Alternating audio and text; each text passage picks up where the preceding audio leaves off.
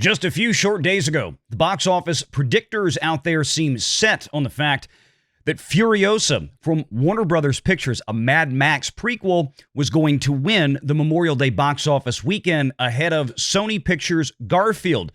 Everybody, of course, except me. And wouldn't you know it, it looks like Garfield may actually pull it off over the 4 days, including tomorrow, Memorial Day Monday.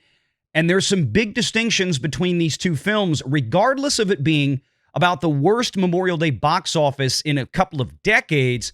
Garfield is still going to walk away with a win almost no matter what.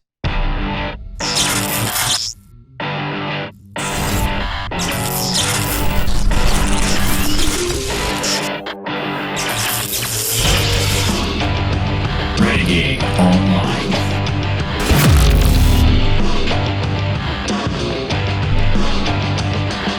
Well, folks, welcome back. Another great day here at Valiant Renegade. It's good to see everybody out there once again. And if you are like one of the many watching this video, not yet subscribed to this channel, please take a moment and turn that little red subscribe button to gray. Hit that like button, hit that notification bell, share this sucker out on the social medias.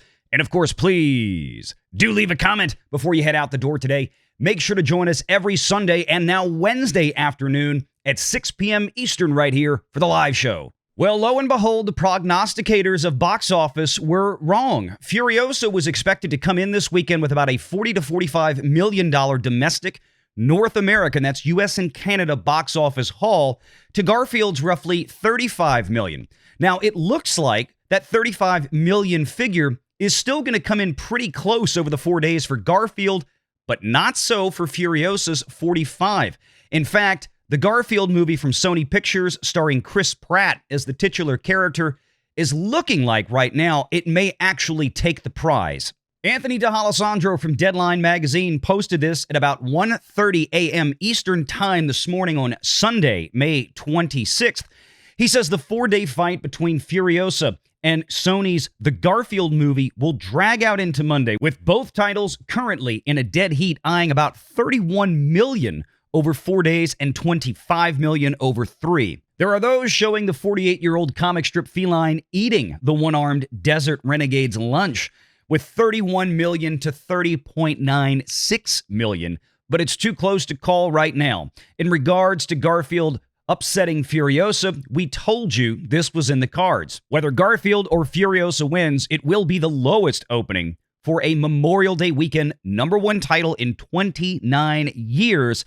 The last being 1995's Casper at $22 million. Now, those statistics alone should give theatrical exhibitioners like AMC and Regal and so on a lot of concern going into the summer. And it also calls into question, perhaps, some of the long-range projections for things like Inside Out 2 from Walt Disney Studios and Pixar. That movie right now is currently suggesting that it's going to open north of $80 million. And since that news came out, I've had great skepticism for that as well. We'll cover that more on the live show today. But be that as it may, let's remember when Casper came out in 1995, we're talking about 30-year ago ticket prices almost. Ticket prices that were roughly half of what you'd see families going into and paying for things like Garfield and especially Furiosa today. If Casper were to open in the summer of 2024, that $22 million with the same number of butts and seats at today's ticket prices would easily be north of $40 million. But getting back to Garfield and Furiosa, there's already strong evidence to show that Garfield is going to pull away, with the fact that the Saturday estimates as of the time that this was written, some roughly 12 hours ago now by D'Alessandro and Deadline, Garfield beat Furiosa $8.3 million to $8 million. Garfield is in over 4,000 locations, some of it boosted by a few PLF or premium large format screens, but Furiosa is in play only at 3,800, but has 400 IMAX auditoriums, Dolby, 4DX, D-Box, etc. So let's look at those numbers for a second. You're telling me that the Garfield movie, without any advantage of a huge swath of more expensive premium large format screens, without any advantage in the IMAX arena, or something I might call the super premium large format screens, yeah, those tickets usually come in 20% or so more than a regular screen.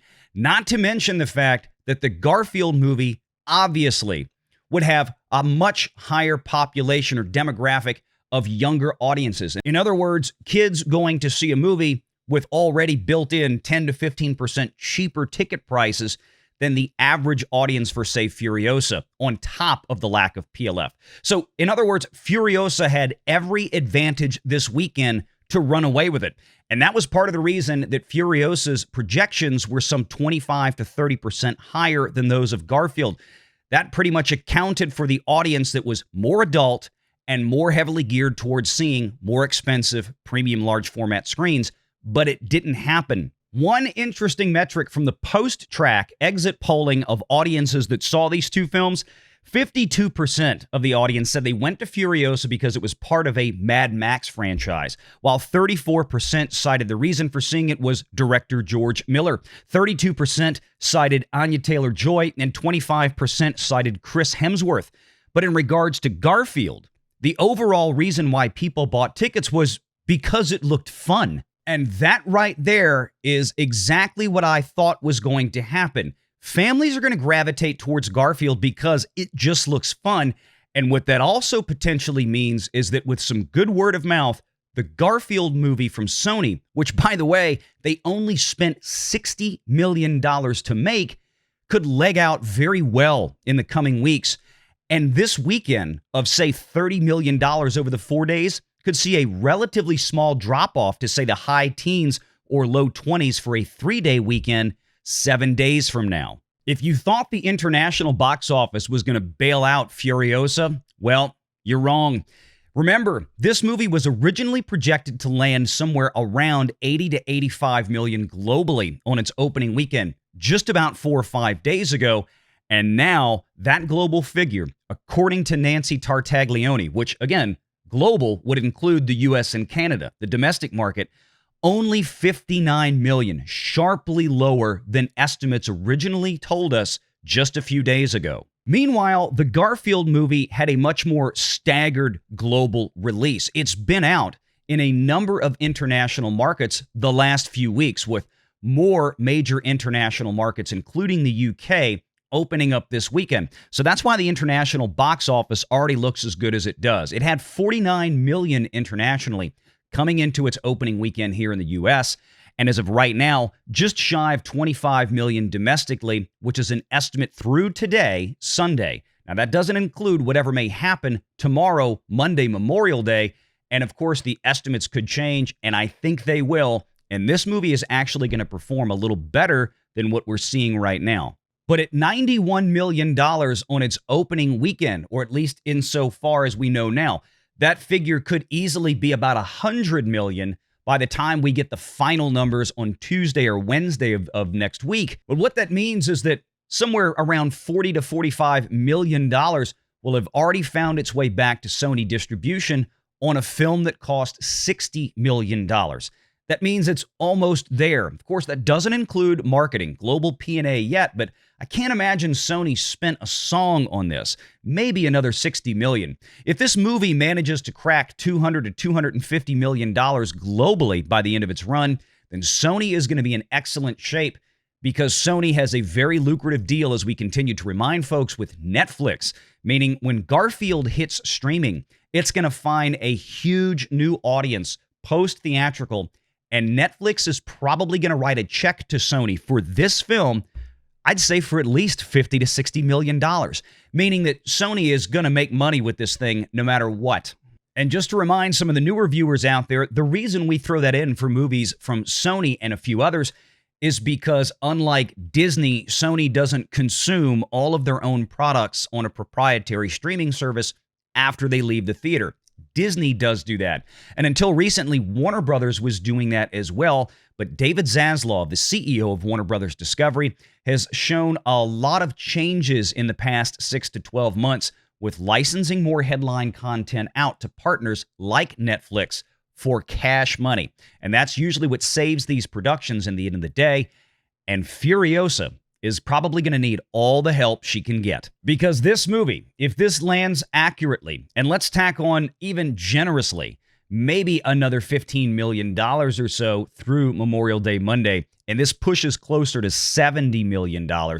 We are still very much in the hole. I don't know if this is a movie that's going to engender a lot of repeat business or a lot of good word of mouth that's going to push interest into the normies out there going to see it. In other words, people that aren't terribly familiar with the Mad Max franchise. The big problem here for Warner Brothers is the cost. This movie was reported several weeks ago by Deadline magazine as having come in at around $168 million in total production budget. Yes, in other words, the Garfield movie from Sony could have been made almost 3 times over for what Warner Brothers and Village Roadshow spent to make the George Miller Mad Max sequel prequel. Even if Warner Brothers managed to keep the global prints and ads or marketing a bit in check, and let's say they spent a total of $250 million between production and marketing on this film, that means the movie, Furiosa, is going to have to click around $500 million or $500 million at the global box office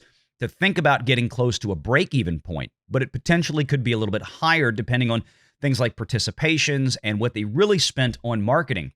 But there's not much anywhere to go after this apart from licensing this out to Netflix, and I doubt Netflix is going to stroke them a check anywhere near big enough to cover what they don't make up in the box office.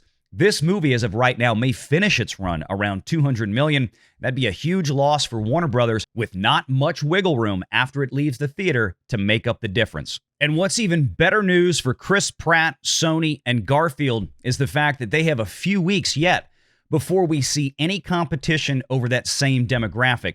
Again, Inside Out 2 from Pixar Studios and the Walt Disney Company is next up on the books. But let me know your thoughts in the comments below. Do you think Furiosa is going to pull it out, or do you think Garfield will win the weekend? And what do you think the final tallies for these, both domestically and globally, are going to be?